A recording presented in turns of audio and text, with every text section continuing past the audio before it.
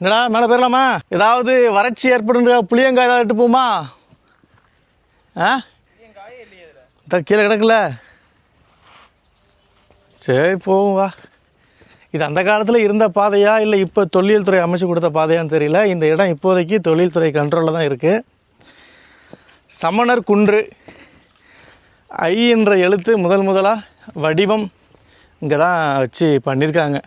அதாவது நம்மளோட தமிழ் எழுத்து பாரம்பரியமாக மாறி வந்திருக்கும் இல்லையா, அதில் ஒரு வகையான ஐ எழுத்து வடிவம் இங்கே இருக்குது. இந்த ரெண்டு விஷயந்தான் நம்ம மேலே போய் பார்க்க போகிறோம். ஆமாம். அதுபோக இந்த சம்மணர்களில் 24 தீர்த்தங்கரர்கள்னு சொல்லுவாங்க இல்லையா, அவங்களோட புடைப்பு சிற்பம் வந்து பாறையில் இருக்குது. நம்ம மேலே போன உடனே நம்மளை வெல்கம் பண்ணுறதே இங்கே ஒருத்தரோட சிலை இருக்கும். ஏதாவது சிலை தெரியுதா உனக்கு?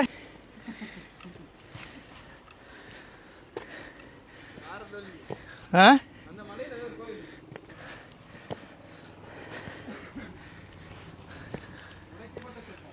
உடைக்கப்பட்ட சிற்பமா?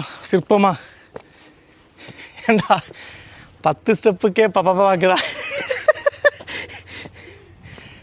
சென்னையில் இருக்கீங்க அப்படின்னா கண்டிப்பாக குடும்பத்தோடு வர வேண்டிய இடங்கள்ல இதுவும் ஒன்று.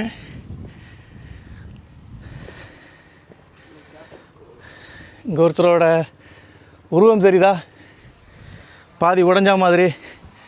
இவர் யார் அப்படின்னா, சமணர்களில் 24 தீர்த்தங்கரர்கள் சொன்னோம் இல்லையா, அவரில் இவர் தான் 24வது ஆள், மகாவீரர். இந்த மகாவீரர் சிற்பமில் முகமும் சிதைக்கப்பட்டிருக்கு, மேலே குடை மாதிரியான 3 அடுக்கு இருக்கும், அதையுமே சிதைக்கப்பட்டிருக்கு. அதுபோக மகாவீரரோட சிற்பத்தில் இருக்கிற பாதி கல்லுமே அந்த பாறையுமே ஒடிஞ்சு இங்கே கிடக்குது. சரிங்களா? இப்போ மேலே போய் பார்க்கலாம். அதையும் தாண்டி மேலே வந்து இங்கே விளக்கரிக்கிறதுக்கு ஒரு 400 ஆடுகள் வந்து கொடுத்தாங்க அப்படின்ற ஒரு கல்வெட்டும் இந்த மகாவீர சிற்பத்துக்கு மேலே இருக்குது. அங்கே ஒரு ஓணம் இருக்கா, அந்த ஓணம் பக்கத்துலேயே இருக்குது. இப்போ மேலே ஏறி பார்க்கலாம். அங்கே ஓணம் தான் நிற்கிது. பழைய வெள்ளையத்து தூக்கு ராஜா தூக்கு. வந்துடும்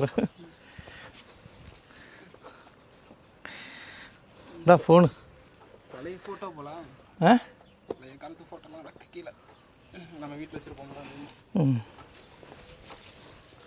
ஏறும்போது பார்த்து ஏறுங்க.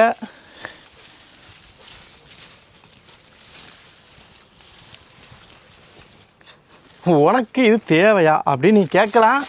எனக்கு இது தேவைதான். இதுதாங்க அந்த மகாவீரர் சிற்பத்தோட பாதி துண்டுகள். இப்போ அப்படியே மேலே ஏறலாம். இதை பிடிச்சி அப்படியே மேலே ஏறிட்டணும். இங்கே பாருங்கள், இதுதான் பாதி உடைஞ்ச துண்டுகள். இங்கேருந்து இப்படி போகணுமா? இப்படி போனோம் அப்படின்னா போயிட முடியுமா? இது வந்து 9ஆம் நூற்றாண்டை சேர்ந்த பல்லவர்கள் கல்வெட்டு. இந்த கல்வெட்டில் தான் அந்த 400 ஆடுகள் வந்து இங்கே விளக்கு எரிக்கிறதுக்காக கொடுக்கப்பட்டதா அந்த அந்த கல்லை வந்து பொறிச்சு வச்சுருக்கிறாங்க அந்த கல்வெட்டில்.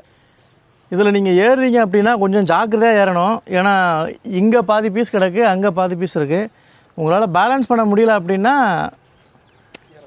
ஏறாமல் உட்காந்து ரொம்ப நல்லது. இது அப்படியே மேலே வந்தோம் அப்படின்னா இப்படி ஒரு பாதை போகும், இப்படி ஒன்று போகும். இங்கேருந்து பார்த்தீங்கன்னா உங்களுக்கு வியூ சூப்பராக இருக்கும். அதே நான் உங்களுக்கு போய் காட்டுறேன். அப்படியே இப்படி வந்தீங்க அப்படின்னா இதில் வந்து ஒரு சிற்பம் ஒன்று இருக்குதுன்னு பார்த்தேன். எங்கே இருக்கு? பாகுபலியோட சிற்பத்தையே காணுமே.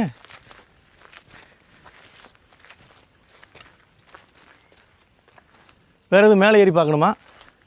கண்டுபிடிச்சிட்டேன். பாகுபலியோட சிற்பம் எங்கே இருக்குது அப்படின்னா இங்கே இருக்குது பாருங்கள்.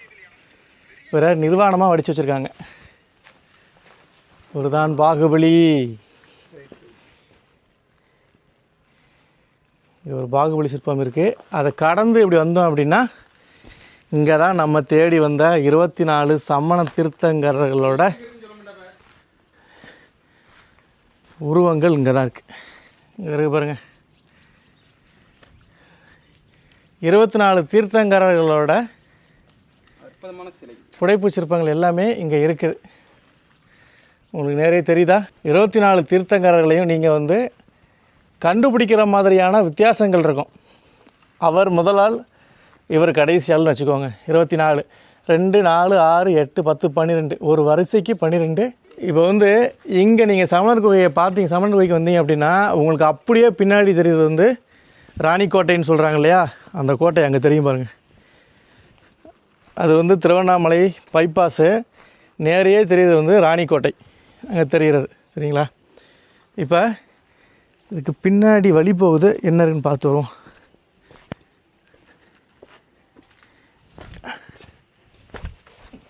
ஏய் நீ தான் வரியாடா? என்னடா இது தமிழ் குடிமக்கள். ஓ, நாம் தமிழ் குடிமக்கள் வந்திருக்காங்களா பார்த்தீங்களா?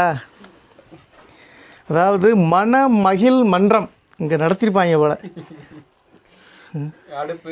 சத்தியமாக இப்படி இவங்க பண்ணாங்க அப்படின்னா தொல்லியல் துறை வந்து என்ன எஃபர்ட் போட்டு இதை பராமரித்தாலும் வேஸ்ட்டு. வருங்க, யார் இங்கே குடித்தவங்களோட லிஸ்ட்டாக இது? அட்டனன்ஸ் போட்டு குடிச்சிருக்காங்கடா, அட்டனன்ஸ் போட்டு குடிச்சிருக்காங்க. இங்கே சமைச்சிருப்பாங்க போல். இங்கே பாருங்க, வெங்காயம் இதெல்லாம் இட்டு வந்து இங்கே சமைச்சிருக்காங்க. பிரண்டை சட்னி வச்சுருப்பாங்களோ? ஆமாம், பிரண்டை சமைச்சிருக்காங்க. அது எப்படி சரக்குக்கு எப்படி பிரண்டை சைடிஷாக மாறும் தெரியலையே. இயற்கையான வாழ்விடத்தை தேர்ந்தெடுத்து வாழ்ந்தவங்க இல்லையா? ஸோ அதனால் இங்கே ஒரு குகை மாதிரியான அமைப்பு இருக்குது. இதுதான் அந்த குகை மாதிரியான அமைப்பு. உள்ளே போய் பார்க்கலாம்.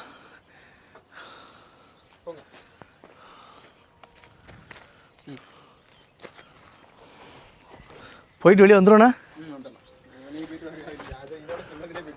என்னடா இது?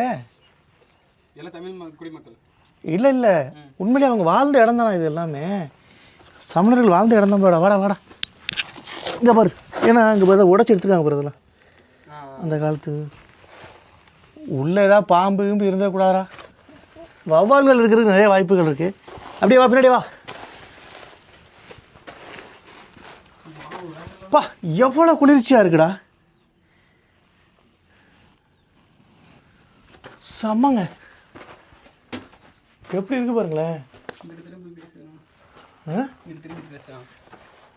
இருடா, டார்ச் அடித்து பார்க்குறேன், எதுவும் கடந்து கிளம்பிட போகுது. எப்படி இருக்கு பாருங்களேன். இங்கே வா, இங்கே வா, எல்லாம் காட்டு. செம்மையாக இருக்கு.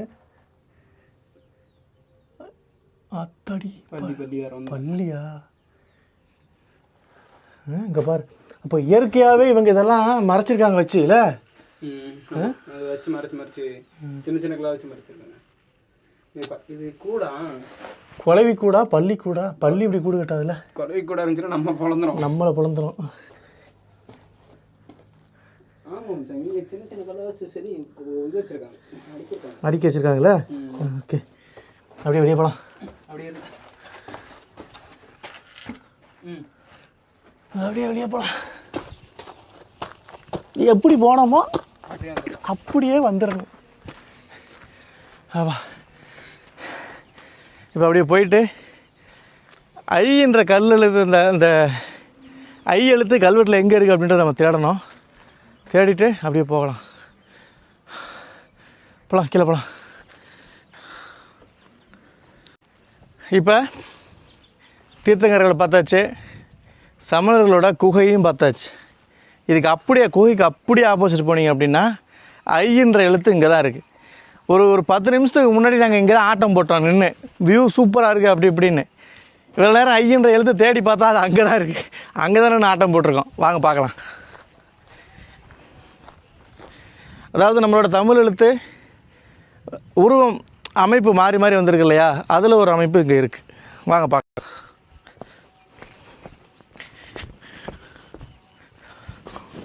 எங்கே இருக்குது, எங்கே இருக்குது, எங்கே இருக்குது, எங்கே இருக்குது, எங்கே இருக்குது, எங்கே இந்தா இருக்கு.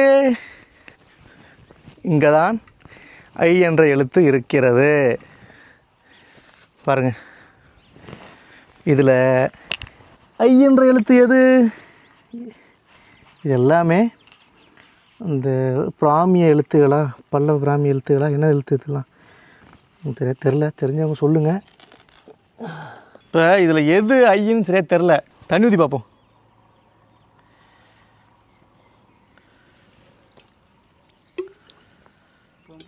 இதில் ஏதாவது ஐ தெரியுதா பாரு.